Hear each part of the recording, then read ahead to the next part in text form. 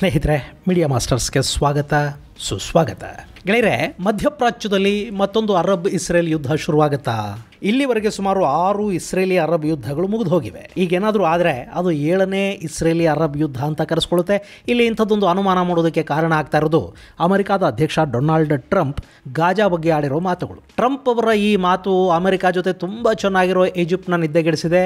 ಹೀಗಾಗಿನೇ ಅವರು ತಮ್ಮ ಸನೈ ಪ್ರದೇಶದಲ್ಲಿ ಸೇನೆಯನ್ನ ತಂದು ನಿಲ್ಲಿಸ್ತಾ ಇದ್ದಾರೆ. ಹಾಗಾದ್ರೆ ಅಲ್ಲಿಗೆ ಅಷ್ಟೊಂದು ಪ್ರಮಾಣದಲ್ಲಿ ಟ್ಯಾಂಕರ್ಗಳು ಬರ್ತಾ ಇರೋದು ಇಸ್ರೇಲ್ ಅನ್ನ ಟಾರ್ಗೆಟ್ ಮಾಡ್ಕೊಳ್ಳೋದಕ್ಕೆ ಅನ್ನೋ ಮಾತುಗಳು ಕೇಳಿ ಬರ್ತಾ ಇವೆ.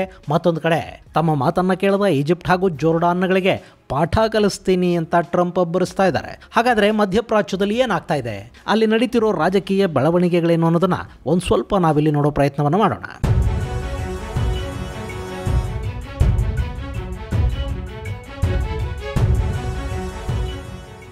ಗೆಳೆಯರೆ, ಅಂತೂ ಇಂತೂ 2023 ಅಕ್ಟೋಬರ್ನಿಂದ ನಡೀತಾ ಇದ್ದ ಇಸ್ರೇಲ್ ಹಮಾಸ್ ನಡುವಿನ ಸಂಘರ್ಷ ತಾತ್ಕಾಲಿಕವಾಗಿ ಒಂದು ಅಂತ್ಯವನ್ನು ಕಂಡಂತಾಗಿದೆ. ಇತ್ತೀಚೆಗಷ್ಟೇ ಇಸ್ರೇಲ್ ಮತ್ತು ಹಮಾಸ್ ನಡುವೆ ಒಂದು ಸಂಧಾನ ಆಯಿತು. ಹಮಾಸ್ ತನ್ನ ಬಳಿ ಇದ್ದ ಇಸ್ರೇಲ್ನ ಒತ್ತೆಯಾಳಗಳನ್ನು ಹಂತ ಹಂತವಾಗಿ ಬಿಡುಗಡೆ ಮಾಡ್ತಾ ಇತ್ತು.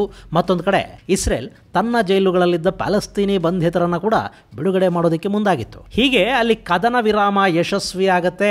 ಇಸ್ರೇಲ್ನ ಎಲ್ಲ ಬಂಧಿತರು ವಾಪಸ್ಸು ಬರ್ತಾರೆ ಅಂತ ಅಂದ್ಕೋತಿರುವಾಗಲೇ ಅಮೆರಿಕಾದ ಅಧ್ಯಕ್ಷ ಡೊನಾಲ್ಡ್ ಟ್ರಂಪ್ ಒಂದು ಮಾತಿನ ಬಾಂಬನ್ನು ಹಾಕಿಬಿಟ್ರು. ಅದು ಇಡೀ ಅರಬ್ ದೇಶಗಳನ್ನು ಕೆರಳೋ ಹಾಗೆ ಮಾಡಿದ್ದಷ್ಟೇ ಅಲ್ಲ, ಅಮೆರಿಕಾದ ಮಿತ್ರ ಪಡೆಗಳು ಕೂಡ ಅಮೆರಿಕಾದ ವಿರುದ್ಧ ಸಿಡಿಮಿಡಿಗುಟ್ಟೋ ಹಾಗೆ ಮಾಡ್ತಾ ಇದೆ. ಇಲ್ಲಿ ಟ್ರಂಪ್ ವಿಶೇಷವಾಗಿ ಏನು ಹೇಳೋದಕ್ಕೆ ಹೋಗಲಿಲ್ಲ.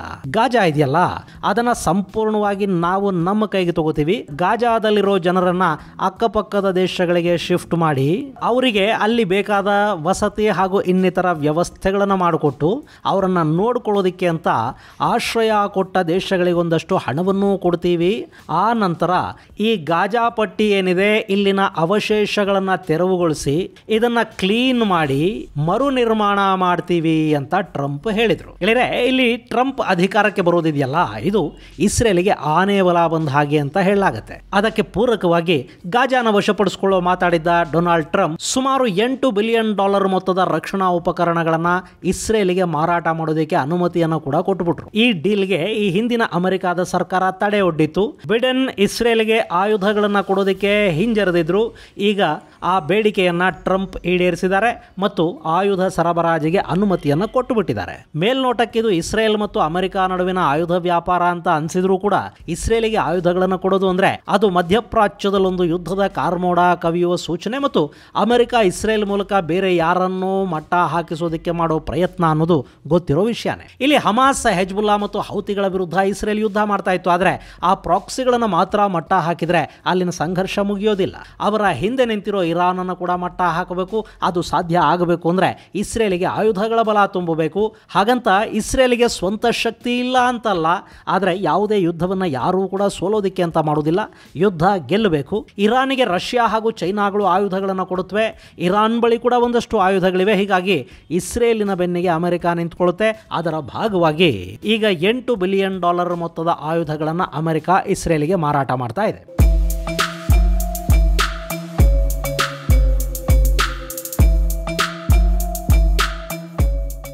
ಇನ್ನು ಇಸ್ರೇಲ್ನ ಪಕ್ಕದಲ್ಲಿ ಪ್ರಾಕ್ಸಿಗಳಿರಬಾರದು. ಹೀಗಾಗಿ ಅಮೆರಿಕ ಅಲ್ಲಿ 2 ಪ್ಲಾನ್ ಅನ್ನು ಮಾಡಿದೆ. ಒಂದು ಗಾಜಾ, ಇನ್ನೊಂದು ಸೋಮಾಲಿಯಾ. ಇಲ್ಲಿ ಗಾಜಾ ಪಟ್ಟಿಯಿಂದ ಪ್ಯಾಲೆಸ್ತೀನಿಯರನ್ನ ಖಾಲಿ ಮಾಡಿಸಿ ಅವರಿಗೆ ಪಕ್ಕದಲ್ಲಿರೋ ಈಜಿಪ್ಟ್ನ ಸೆನೈನಲ್ಲೋ ಜೋರ್ಡಾನ್ನಲ್ಲೋ ಆಶ್ರಯವನ್ನು ಕಲ್ಪಿಸಿಕೊಡೋದು.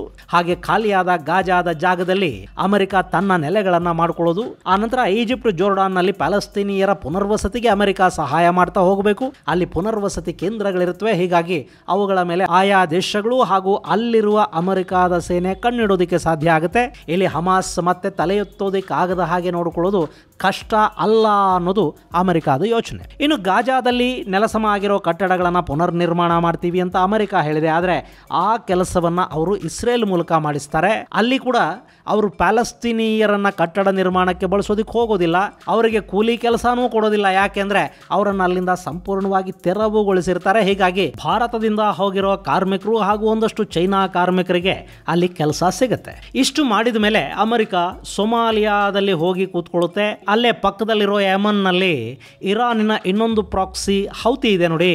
ಆ ಹೌತಿಗಳಿರೋ ನೆಲದ ಪಕ್ಕದಲ್ಲೇ ಅಮೆರಿಕ ಹೋಗಿ ಕೂತ್ಕೊಳ್ಳೋದ್ರಿಂದ ಹೌತಿಗಳು ಕೆಂಪು ಸಮುದ್ರದಲ್ಲಿ ಮಾಡೋ ದಾಳಿಗಳು ಹಾಗೂ ಅಲ್ಲಿಂದ ಇಸ್ರೇಲಿನ ಕಡೆ ಅವರು ಹಾರಿಸಬಹುದಾದ ಮಿಸೈಲ್ಗಳನ್ನ ಅಮೆರಿಕ ಹೊಡೆದು ಕೆಡವುತ್ತೆ. ಜೊತೆಗೆ ಆಗಾಗ ಸನಾದ ಮೇಲೆ ಕೂಡ ಅಮೆರಿಕದ ದಾಳಿಗಳು ಶುರು ಆಗುತ್ತವೆ. ಅಲ್ಲಿಗೆ ಇರಾನಿನ 2 ಪ್ರಾಕ್ಸಿಗಳನ್ನ ಮಟ್ಟ ಹಾಕೋದಕ್ಕೆ ಸಾಧ್ಯ ಆಗುತ್ತೆ. ಇಲ್ಲಿ ಸೊಮಾಲಿಯಾದ ವಿಷಯದಲ್ಲಿ ಅಮೆರಿಕ ಏನು ಮಾಡ್ಕೊಂಡ್ರು ಪರವಾಗಿಲ್ಲ, ಆದರೆ ಗಾಜಾನ ಖಾಲಿ ಮಾಡಿಸೋ ಅಮೆರಿಕದ ಪ್ಲಾನ್ ಇದೆಯಲ್ಲ ಅದನ್ನು ಈ ಭಾಗದ ಮುಸ್ಲಿಂ ದೇಶಗಳು ಒಪ್ತಾ ಇಲ್ಲ. ಅದಕ್ಕೆ ಇಲ್ಲಿ 2 ಕಾರಣಗಳಿವೆ. ಒಂದು, ಇಸ್ರೇಲ್ ಮತ್ತು ಪ್ಯಾಲೆಸ್ತೀನ್ ಎರಡೂ ದೇಶಗಳು ಅಲ್ಲಿರಲಿ ಅಂತ ಸೌದಿ ಅರೇಬಿಯಾ, ಈಜಿಪ್ಟ್, ಜೋರ್ಡಾನ್ ಈ ಎಲ್ಲ ದೇಶಗಳು ಬಯಸ್ತಾ ಇವೆ. ಜಗತ್ತು ಮೊದಲಿಂದಲೂ ಹೇಳ್ತಾ ಇರೋದು ಇದೇ 2 ಸ್ಟೇಟ್ ಪಾಲಿಸಿಯನ್ನ.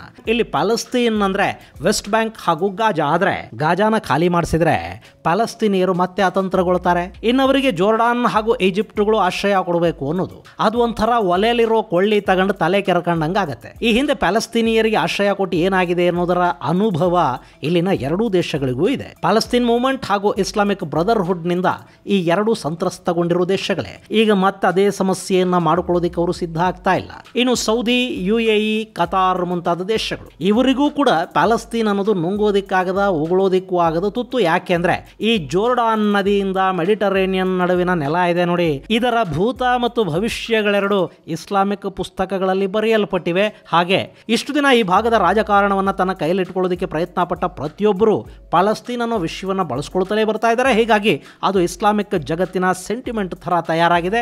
ಈಗ ಆ ನೆಲವನ್ನ ಯಹೂದಿಗಳಿಗೆ ಬಿಟ್ಟುಕೊಡೋದಕ್ಕೆ ಅಲ್ಲಿನ ಮುಸ್ಲಿಂ ದೇಶಗಳ ನಾಯಕರು ಒಪ್ಪಿಬಿಟ್ರು ಅಂದ್ರೆ ಅಲ್ಲಿನ ಮುಸ್ಲಿಮರು ತಿರುಗಿ ಬೀಳ್ತಾರೆ. ಮೂಲಭೂತವಾದ ಮತ್ತು ಕಟ್ಟರ್ತನವನ್ನ ಮೈಗೂಡಿಸಿಕೊಂಡವರು ಯಾವ ಹಂತಕ್ಕೆ ಬೇಕಾದರೂ ಹೋಗಬಹುದು. ಅವರನ್ನ ಪ್ರಚೋದಿಸೋದಕ್ಕೆ ಹೇಗೂ ಅಲ್ಲಿ ಇರಾನ್ ಇದ್ದೇ ಇದೆ. ಇದನ್ನೇ ಈ ಹಿಂದೆ ಸೌದಿಯ ಯುವರಾಜ ಮೊಹಮ್ಮದ್ ಬಿನ್ ಸಲ್ಮಾನ್ ನನ್ನನ್ನು ಕೊಲೆ ಮಾಡ್ತಾರೆ, ನನ್ನ ಕೊಲೆಗೆ ಪ್ರಯತ್ನಗಳಾಗ್ತಾ ಇವೆ, ನನ್ನ ಕೊಲೆ ಆಗಿ ಹೋಗುತ್ತೆ ಅಂತ ಹೇಳ್ಕೊಂಡಿರೋದು.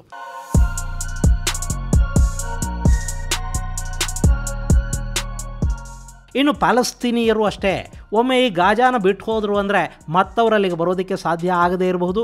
ಈ ಎಲ್ಲ ಕಾರಣಗಳಿಂದ ಅಮೆರಿಕದ ಈ ಪ್ರಸ್ತಾವನೆಯನ್ನು ಇಲ್ಲಿನ ದೇಶಗಳು ವಿರೋಧಿಸ್ತಾ ಇವೆ. ಇದರ ನಡುವೆ ಅಮೆರಿಕ ಇಸ್ರೇಲಿಗೆ $8 ಬಿಲಿಯನ್ ಮೌಲ್ಯದ ಆಯುಧಗಳನ್ನು ಕೊಡ್ತಾ ಇದೆ ಅಲ್ವಾ.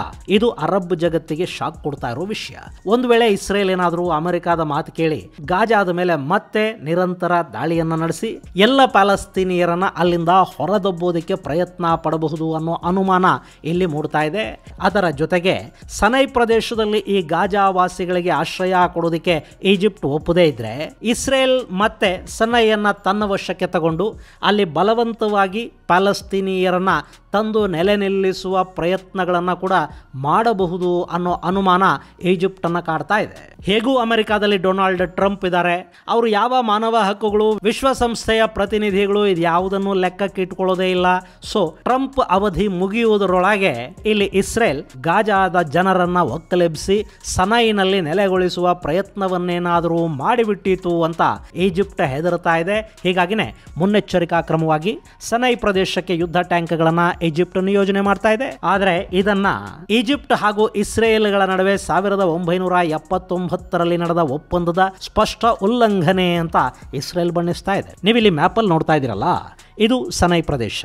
ಒಂದು ಕಡೆ ಮೆಡಿಟರೇನಿಯನ್ ಸಮುದ್ರ, ಮತ್ತೊಂದು ಕಡೆ ಕೆಂಪು ಸಮುದ್ರ, ಮಗದೊಂದು ಕಡೆ ಸುಯೆಜ್ ಕಾಲುವೆ, ಇನ್ನೊಂದು ಕಡೆ ಇಸ್ರೇಲ್ ಹಾಗೂ ಗಾಜಾಗಳನ್ನ ಗಡಿಯಾಗಿ ಹೊಂದಿರುವ ಈ ಪ್ರದೇಶ ಈಜಿಪ್ಟ್ನ ಏಷ್ಯಾ ಖಂಡದ ಭಾಗ ಅಂತ ಹೇಳಿದ್ರೆ ತಪ್ಪಾಗುವುದಿಲ್ಲ. ಇದು ಒಟ್ಟು 60,000 ಚದರ ಕಿಲೋಮೀಟರ್ನಷ್ಟು ವಿಸ್ತೀರ್ಣವನ್ನು ಹೊಂದಿದೆ.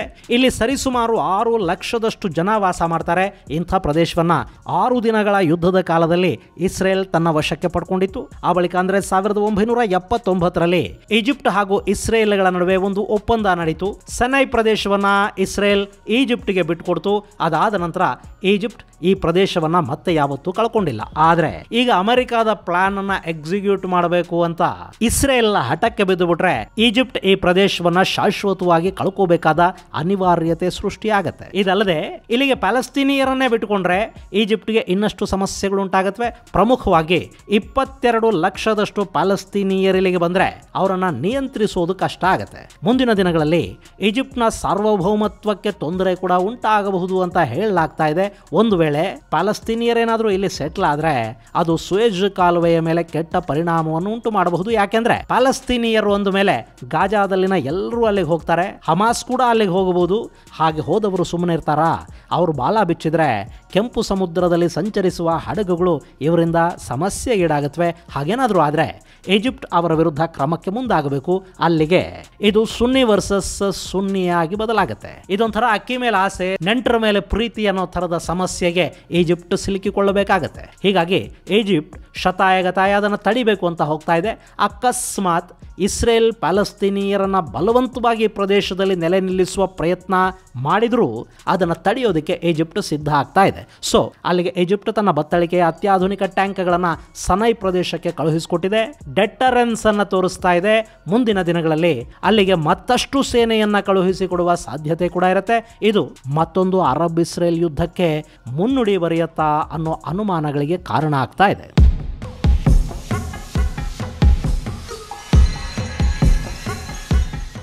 ಗೆಳೆಯರೆ, ಇಲ್ಲಿ ಈಜಿಪ್ಟ್ ಅನ್ನೋದು ಮೇಲ್ನೋಟಕ್ಕೆ ಇಸ್ರೇಲ್ಗಿಂತ ಸೇನಾ ಶಕ್ತಿಯಲ್ಲಿ ತುಂಬಾನೇ ವೀಕ್ ಅನ್ನಿಸ್ಕೊಳ್ಳುತ್ತೆ ಅನ್ನೋದು ನಿಜ. ಆದರೆ ಇಸ್ರೇಲ್ಗೆ ಹಮಾಸ್ ಹಾಗೂ ಹೆಜ್ಬುಲ್ಲಾಗಳನ್ನು ಇನ್ನೂ ಸಂಪೂರ್ಣವಾಗಿ ನಾಶ ಮಾಡೋದಕ್ಕೆ ಸಾಧ್ಯ ಆಗಿಲ್ಲ. ಮತ್ತೊಂದು ಕಡೆ ಇರಾನ್ ಇಸ್ರೇಲ್ ವಿಷಯದಲ್ಲಿ ಕೋತ ಕುದೀತಾ ಇದೆ. ಹೀಗಿರುವಾಗ ಅಕಸ್ಮಾತ್ ಗಾಜಾದಲ್ಲಿ, ಲೆಬನಾನ್ನಲ್ಲಿ ಮತ್ತೆ ಇಸ್ರೇಲ್ ಸಂಘರ್ಷಕ್ಕಿಳಿದು ಇರಾನ್ ಕೂಡ ಇಸ್ರೇಲಿನ ವಿರುದ್ಧ ಮುರ್ಕೊಂಡು ಬಿದ್ದರೆ ಅಂಥ ಸಂದರ್ಭದಲ್ಲಿ ಈಜಿಪ್ಟ್ ಕಡೆಯಿಂದಲೂ ಇಸ್ರೇಲಿಗೆ ಸಮಸ್ಯೆ ಶುರುವಾಯಿತು ಅಂತ ಇಟ್ಕೊಳ್ಳಿ. ಆಗ ಇಸ್ರೇಲ್ ಖಂಡಿತ ನರಳಬೇಕಾದ ಪರಿಸ್ಥಿತಿ ನಿರ್ಮಾಣ ಆಗುತ್ತೆ. ಹಾಗಂತ ಇದು ಹೀಗೆ ಆಗತ್ತೆ ಅಂತೇನೂ ಅಲ್ಲ. ಈಜಿಪ್ಟ್ ಮತ್ತು ಇಸ್ರೇಲ್ಗಳ ನಡುವೆ ಸಂಬಂಧ ಕೂಡ ತುಂಬ ಚೆನ್ನಾಗಿದೆ. ಅವರಿಬ್ಬರ ನಡುವೆ ಕೊಡುಕೊಳ್ಳುವಿಕೆಯ ವ್ಯವಹಾರ ಇದೆ, ಅತ್ಯುತ್ತಮ ವ್ಯಾಪಾರ ಸಂಬಂಧಗಳಿವೆ. ಹೀಗಿದ್ರೂ ಅರಬರ ರಕ್ಷಣೆಗೆ ನಾನು ಸಿದ್ಧ ಅಂತ ಈಜಿಪ್ಟ್ ಹೇಳಿಕೊಳ್ತಾ ಇದೆ. ಬಹುಶಃ ಇದು ಕೂಡ ಪ್ಯಾಲೆಸ್ತೀನಿಯರ ಕಣ್ಣೊರೆಸುವ ತಂತ್ರ ಆಗಿದ್ರೆ ಆಶ್ಚರ್ಯ ಪಡಬೇಕಾದ ಅಗತ್ಯ ಏನಿಲ್ಲ. ಇದೆಲ್ಲದರ ನಡುವೆ ತಮ್ಮ ಮಾತನ್ನ ಕೇಳದ ಈಜಿಪ್ಟ್ಗೆ ಪಾಠ ಕಲಿಸೋದಕ್ಕೆ ಟ್ರಂಪ್ ಮುಂದಾಗ್ತಾ ಇದ್ದಾರೆ. ಅವರು ನಮ್ಮ ಮಾತನ್ನ ಕೇಳಲಿಲ್ಲ ಅಂದ್ರೆ ನಾವು ಅವರಿಗೆ ಕೊಡೋ ನೆರವನ್ನ ನಿಲ್ಲಿಸ್ತೀವಿ ಅನ್ನೋ ಬೆದರಿಕೆಯನ್ನ ಟ್ರಂಪ್ ಒಡ್ಡಿದ್ದಾರೆ. ಇತ್ತೀಚೆಗೆ ಅಮೆರಿಕ ಈಜಿಪ್ಟ್ಗೆ $1 ಬಿಲಿಯನ್ ಸಹಾಯ ಮಾಡೋದಾಗಿ ಹೇಳಿತ್ತು. ಆದರೆ ಈಗ ಟ್ರಂಪ್ ತಮ್ಮ ವರಸೆಯನ್ನ ಬದಲಿಸ್ತಾ ಇದ್ದಾರೆ. ಈ ಬಗ್ಗೆ ಮಂಗಳವಾರ ಮಾತಾಡಿರುವ ಡೊನಾಲ್ಡ್ ಟ್ರಂಪ್, ನಾನು ನನ್ನ ನಿರ್ಧಾರಕ್ಕೆ ಬದ್ಧನಾಗಿದ್ದೀನಿ. ಇದು ಪ್ಯಾಲೆಸ್ತೀನಿಯರ ಒಳಿತಿಗೆ ಅಮೆರಿಕ ಮಾಡ್ತಾ ಇರೋ ಕೆಲಸ. ಇದಕ್ಕೆ ಈಜಿಪ್ಟ್ ಹಾಗೂ ಜೋರ್ಡಾನ್ಗಳು ಕೈ ಜೋಡಿಸಬೇಕು. ಇಲ್ಲದೆ ಹೋದ್ರೆ ಅವರು ನಮ್ಮ ಶತ್ರುತ್ವವನ್ನ ಕಟ್ಕೋಬೇಕಾಗತ್ತೆ ಅನ್ನೋ ಎಚ್ಚರಿಕೆಯ ಬೆದರಿಕೆಯ ಮಾತುಗಳನ್ನು ಕೂಡ ಆಡಿದ್ದಾರೆ. ಆ ಮಾತಿನ ಮರ್ಮ ಏನು ಅನ್ನೋದನ್ನ ಕಾದು ನೋಡಬೇಕು. ಇದು ಗೆಳೆಯರೆ ಇಸ್ರೇಲ್ ಹಾಗೂ ಅಮೆರಿಕದ ನಿರ್ಧಾರಗಳು ಮತ್ತು ಅದಕ್ಕೆ ಈಜಿಪ್ಟ್ ಹಾಗೂ ಜೋರ್ಡಾನ್ಗಳ ಪ್ರತಿಕ್ರಿಯೆಗೆ ಸಂಬಂಧಪಟ್ಟ ಒಂದಷ್ಟು ಮಾಹಿತಿ. ಮುಂದಿನ ಸಂಚಿಕೆಯಲ್ಲಿ ಮತ್ತಷ್ಟು ವಿಶೇಷಗಳ ಜೊತೆ ಮತ್ತೆ ಭೇಟಿಯಾಗೋಣ. ಅಲ್ಲಿವರೆಗೆ ಜೈ ಹಿಂದ್, ಜೈ ಕರ್ನಾಟಕ.